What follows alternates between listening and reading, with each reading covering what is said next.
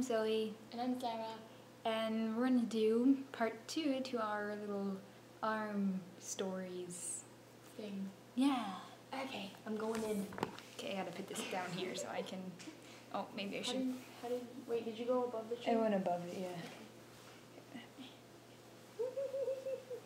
yeah. Okay. Hopefully my arms won't be seen. Can I just bring this closer so he's down? Okay. Alright. This is The Practical Joker.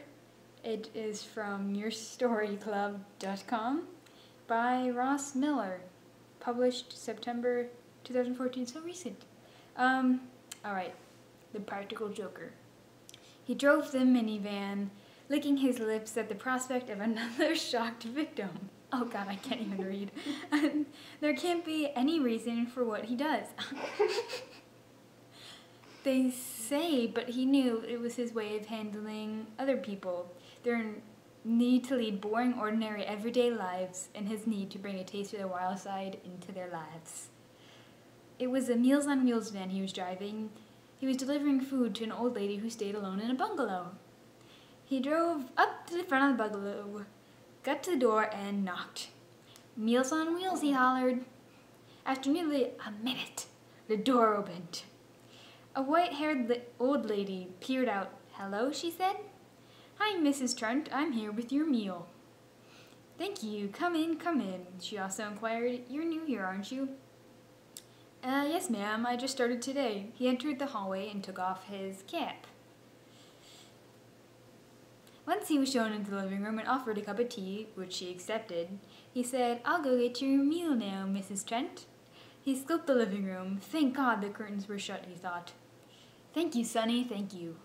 He opened the back of the van and brought out a big blue plastic box with metal containers inside. He returned to the bungalow with the Meals on Wheels. He went to the kitchen and got some plates and prepared the food.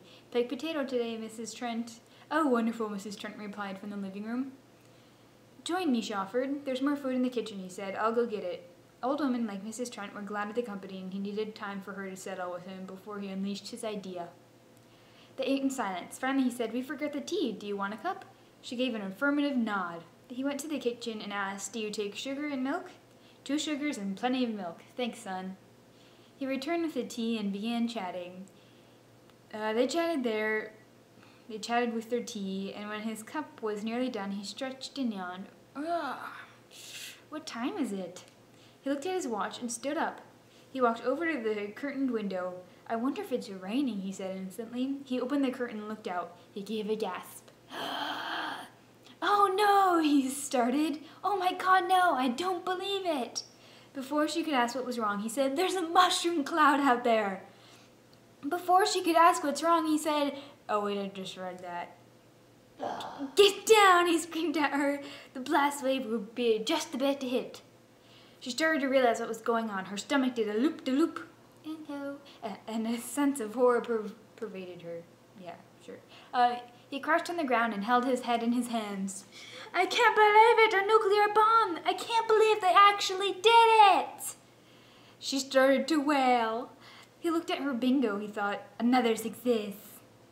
He started to laugh uncontrollably. He pointed at her and said, You should see the look on your face." She did not understand. She was still waiting for the bomb and thought he must be breaking down. Then it dawned on her. Eventually she said, "You poo, you little piece of poo." He left with her, chasing after him. She could hear his laughter all the way to the van. The men ran out the charges. "Dan Porter, you were charged with assault on the day of February the 11th, where you miraculously pretended to an old woman that a nuclear bomb had gone off." The psychiatrist eyed him closely. "Try and think, Mr. Porter." The psychiatrist said, "What's the reason you can't stop?" "I just can't," he exclaimed. "It's just something I really like doing. I don't have a psychological problem. I'm only here because the judge said if I don't go, I'll go to prison." "There's a reason for your compulsive practical jokes," the psychiatrist said. He got home after his visit with the shrink. He needed a drink, so he left the house and went to a bar. At the bar, he met a chick. She said, "Hello." And he pointed at himself, saying, "Me?" he asked. She nodded the affirmative. He went over feeling incredibly shy and awkward. However, they hit it off, and she agreed to go to his place. Later on, she turned to face him. "What is it, honey?" "I don't know," he said. "I just got carried away." "It was an accident." He paused. "What was an accident?" she asked. "I have AIDS," he said. She was revulsed and horrified. "You have about a year and a half before you get sick. Then you have about 9 months before you die." "I'm sorry, it was an honest mistake." They talked for an hour. He told her about his doctor and how he was feeling, he was finding it hard on himself. She called him rude words and hit him on and off all the way through. He took this and apologized much. 1 year later, she returned to the same house, armed with a gun.